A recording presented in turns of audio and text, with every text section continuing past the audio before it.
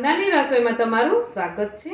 આજે આપણે ઘરનું સિમ્પલ જમવાનું બનાવીશું, જેમાં અત્યારે વાલોળ પાપડી છે એ સિઝનમાં ચાલે છે।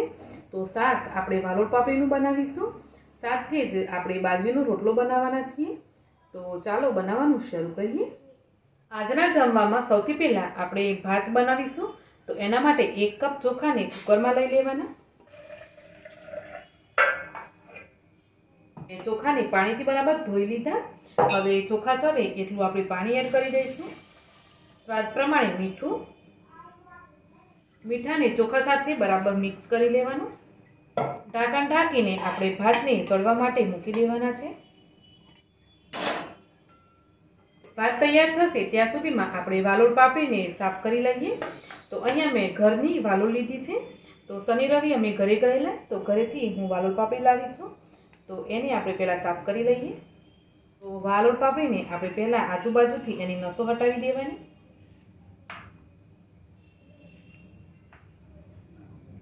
ત્યાર પછી એને આ રીતે ખોલીને થોડું ચેક કરી લેવાનું કે વાલોળ પાપડી છે ને એ સડેલી તો નથી। અને ત્યાર પછી એને આપણે જેટલા પણ નાના મોટા ટુકડા જોઈતા હોય એ પ્રમાણે એને સમારી લેવાની। અને જે આ રીતે પાકા દાણાવાળી વાલોળ હોય એને આપણે દાણા કાઢી લેવાના।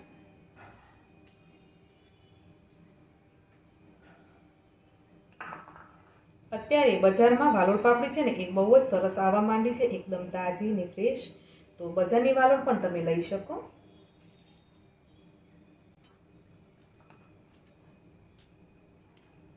તો અહીંયા મેં બધી જ વાલોળ પાપડી સાફ કરી લીધી છે।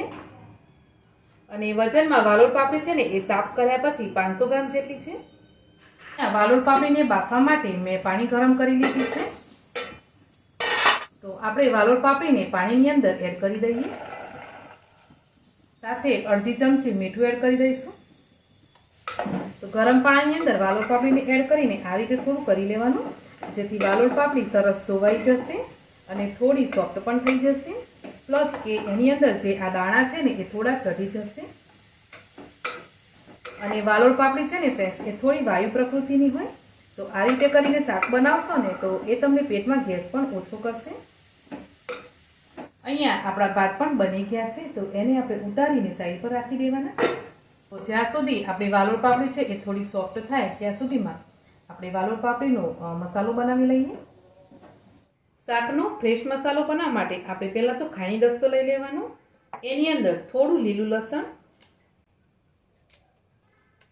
થોડા લીલા ધાણાના દાંડલા, 2 મીડિયમ તીખા લીલા મરચાં, તો તીખું તમે તમારા પ્રમાણે થોડું વધતા ઓછી કરી શકો। 1 ઇંચ આદુનો ટુકડો, 1 ઇંચ લીલી હળદરનો ટુકડો હોય તો નાખવાનો, નહીં તો સ્કીપ કરી શકાય। અને 4 મોટી કળી લસણ લીધું છે મેં। મસાલો સરસ કૂટાય એના માટે આપણે અડધું ચમચી જેટલું મીઠું એડ કરી દેવાનું। તો આટલી વસ્તુને આપણે બરાબર કૂટી અને એનો મસાલો બનાવી લઈશું।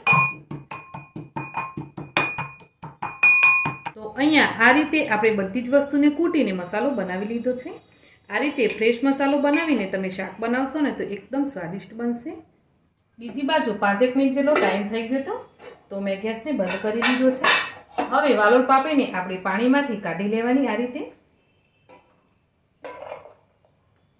વાલોળ પાપડીને આપણે ખાલી 50% જેટલી જ બાફી છે, એને હજુ કૂક કરવાની બાકી છે। તો આપણે વઘાર કરી લઈએ વાલોળની અંદર। શાકનો વઘાર કરવા માટે સૌથી પહેલાં તો આપણે 2 પળી તેલ લઈ લેવાનું। ચમચીથી માપીએ તો તેલ 3 થી 4 ચમચી જેટલું છે। હવે હું લસણને ઝીણું સમારીને એડ કરું છું।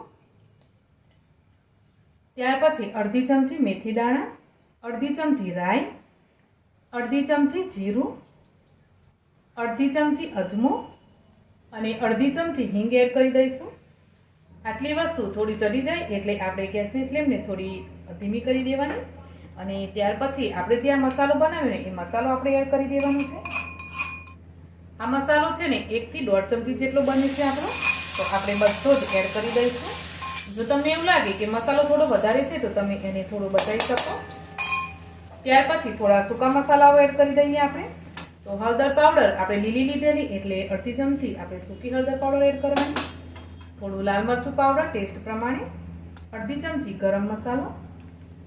અને મસાલો વાટ્યો એમાં પણ મીઠું હતું અને વાલોળ બાફી એમાં પણ મીઠું હતું. તો હવે આપણે થોડું મીઠું એડ કરવાનું, જેટલું આપણને લાગે કે જરૂર પડશે એટલું. બધા મસાલાઓ તેલ સાથે બરાબર મિક્સ કરી લઈએ. તો જ્યારે પણ તમે આ બધા મસાલાઓ કરો ને ત્યારે તેલ છે ને એ થોડું ઠંડુ કરી લેવાનું, કાં તો પછી તમારી ગેસને એકદમ ધીમું કરી અને થોડી વાર પછી મસાલા કરવાના, નહીં તો મસાલાઓ છે ને એ તેલની અંદર બળી શકે. તો આ રીતે મસાલો તૈયાર કરી લીધો. હવે આપણે વાલોળ પાપડી એડ કરી દઈએ. વાલોળને મસાલા સાથે બરાબર મિક્સ કરી અને હવે આપણે એને ચડવા દેવાની છે. તો વચ્ચે વચ્ચે 2-2 મિનિટે તમારે આને ચેક કરતું રહેવાનું અને મિક્સ કરતું રહેવાનું, અને જ્યાં સુધી શાક ચઢે ના ત્યાં સુધી આ પ્રોસેસ કરવાની છે. તો હવે આપણે ગેસને એકદમ ધીમો કરેલો છે, તો થોડી એની ફ્લેમ છે ને એ આપણે વધારીશું. તો અહીંયા શાકને ફેરવતા જઈ અને આપણે બનાવી લઈએ. અને બીજી બાજુ હવે આપણે રોટલો બનાવવાની તૈયારી કરીએ. તો બાજરીનો રોટલો બનાવવાના છીએ, તો એના માટે મારી પાસે માટીનો તવો છે, તો મેં એને ગરમ થવા માટે મૂકી દીધો છે. રોટલા માટે મેં બાજરીનો લોટ લીધો છે, તો એને આપણે ચાળી લઈએ. થોડું થોડું કરી પાણી એડ કરતા જઈશું અને લોટ ગૂંથી લેવાનો. તો આ રીતે લોટ ભેગો થઈ જાય ને એટલે આપણે થોડું થોડું કરી પાણી એડ કરતા જવાનું અને લોટને બરાબર મસળવાનો છે. બાજરી કે મકાઈનો રોટલો બનાવો ને ત્યારે આ રીતે તમે થોડો થોડો હાથ ભીનો કરતા જઈ અને લોટને ગૂંથશો ને તો રોટલો ખાવામાં એકદમ મીઠો લાગશે. મારાથી રોટલો છે ને એ આ રીતે હાથથી બનતો નથી, બસ આટલો બને અને પછી તૂટવા માંડે તો હું એને આ રીતે પોલિથીન ઉપર રાખી અને એને બરાબર થપથપાવીને બનાવી લઉં. અહીંયા આપણો રોટલો બની ગયો છે, તો હવે આપણે રોટલાને ચડવા માટે મૂકી દેવાનો.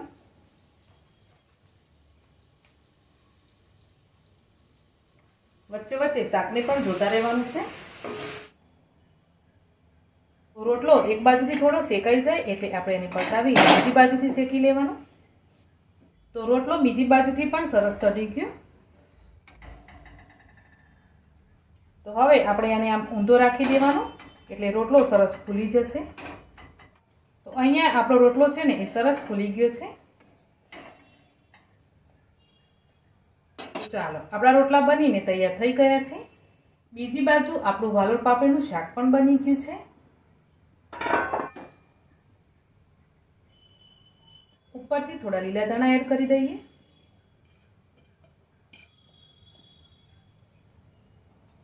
તો આપણું જમવાનું બનીને તૈયાર છે, આપણે એને સર્વ કરી લઈએ. વાલોળનું શાક, બાજરીનો રોટલો, સાથે જ ભાત. તો અહીંયા આપણું સિમ્પલ, સ્વાદિષ્ટ અને સિઝનેબલ વાલોળનું શાક સાથે જ બાજરીનો રોટલો અને ભાત તૈયાર છે. તમને મારું આજનું જમવાનું બનાવવાની રીત ગમી હોય તો વિડીયોને લાઈક, શેર કરી અને ચેનલને જરૂરથી સબસ્ક્રાઈબ કરજો. તો મળીશું એક આવી જ નવી રેસીપી સાથે. આવજો.